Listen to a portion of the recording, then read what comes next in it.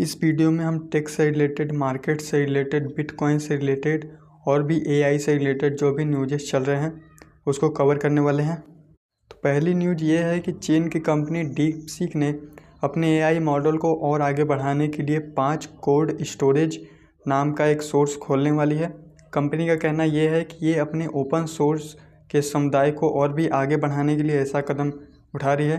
DeepSeek के इस फैसले से ओपन एआई जो कि चैट जीपीटी है वैसी जैसी कंपनियों को बहुत ज़्यादा नुकसान हो रहा है और भी जो चैट बोट कंपनियां हैं डीपसीक की वजह से इस समय घाटे में चल रही हैं और डीपसीक अपने आगे आने वाली तकनीकी कामों को बढ़ावा देता हुआ आगे बढ़ता जा रहा है। सेकेंड न्यूज़ ये है कि एप्पल ने यूके में आई क्लाउड जो डेटा सुरक्षा का फीचर होता है उसको बंद कर दिया है। कुछ नए नियमों के कारण सरकार ने यह फैसला लिया है। अब यूके के यूजर्स अपने फ़ोटोज़, वीडियोज़ और भी जो नोट्स वगैरह होते हैं उसको आईफोन में पूरी तरह सुरक्षित नहीं महसूस कर रहे हैं। इसमें आप समझ सकते हैं आईफोन ने अपने फ़ोन में बहुत से लॉक फीचर को भी इस समय हटा दिया है जो पहले बहुत ज़्यादा सुरक्षित माने जाते थे। इस समय उसने हटा दिया इन सभी को।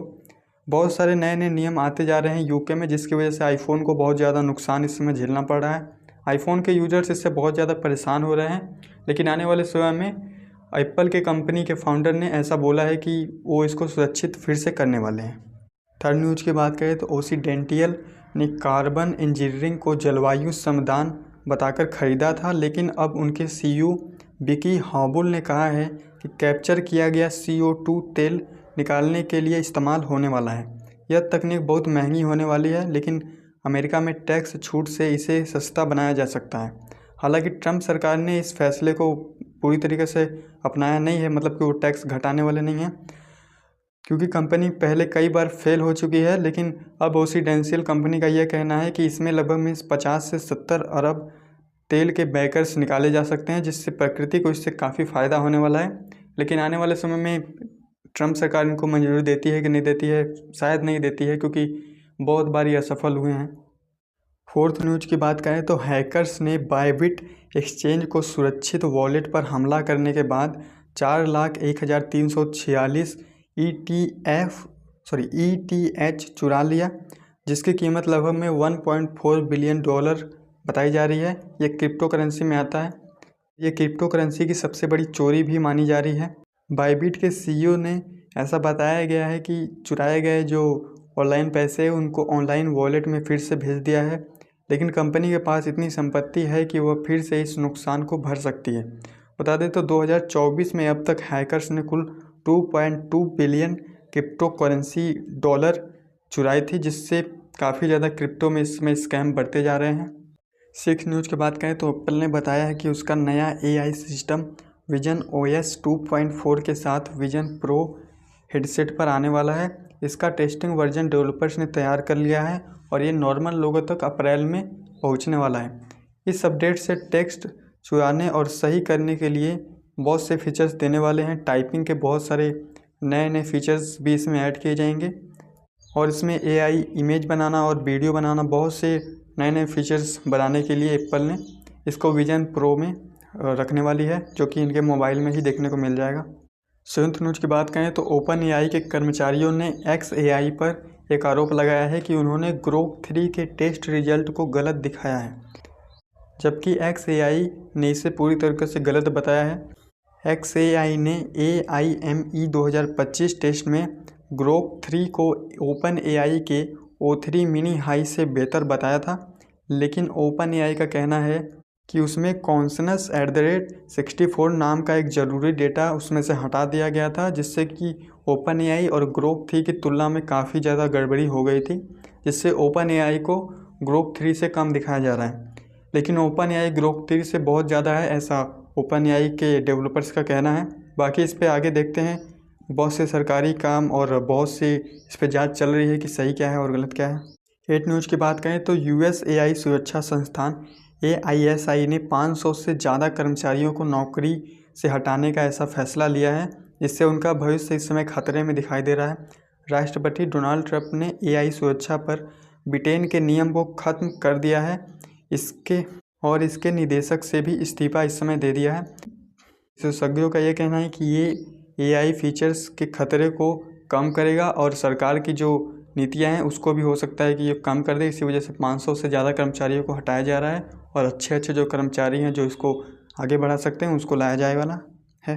9th न्यूज़ की बात करें तो सरकारी इमारतों पर प्रबंधन करने वाली एजेंसी GSA ने फैसला किया है कि वह 8000 चार्जिंग पॉइंट्स अपने USA के कुछ चार्जिंग स्पॉट से हटाने वाली है, जिसमें कि सरकारी गाड़ियां और जो सरकारी कर्मचारी होते थे उनकी जो व्हीकल्स होती थी वो चार्ज होती थी, लेकिन इससे काफ़ी ज़्यादा बिजली का बिल आता था। बहुत सी जगहों पे क्या होता था कि वहाँ पे गाड़ियाँ नहीं आती थी लेकिन चार्जिंग पॉइंट लगा हुआ था। आपको पता होगा कि इसमें अमेरिका में पूरी तरीके से ज़्यादातर इलेक्ट्रिक वाहन चलते हैं, इसलिए वहाँ पे जगह जगह पे चार्जिंग स्लॉट बनाई जाती है। लेकिन बहुत सी जगहों पे क्या होता है कि गाड़ियाँ नहीं आती हैं और चार्जिंग पॉइंट बने रहते हैं, जिससे कि बहुत ज़्यादा बिजली का घाटा लगता है। इसी वजह से उन्होंने 8000 चार्जिंग जो स्टेशन है उसको पूरी तरीके से हटा दिया है इस समय। 10th न्यूज़ की बात करें तो जर्मनी में इस समय चुनाव होने वाला है और मेटा और ट्विटर, मेटा यानी कि फेसबुक ने इस समय जर्मनी में चुनाव को देखते हुए गैर जो विरोधी ट्वीट्स होते हैं या फिर गैर विरोधी जो खबरें होती हैं, जैसे वायरस हो गया, गंदे जानवर टाइप के हो गए, उनको मारना पीटना या फिर अफवाहें फैलाना, ऐसे सोर्स को उन्होंने अपने फेसबुक और ट्विटर पे मंजूरी दे दी है।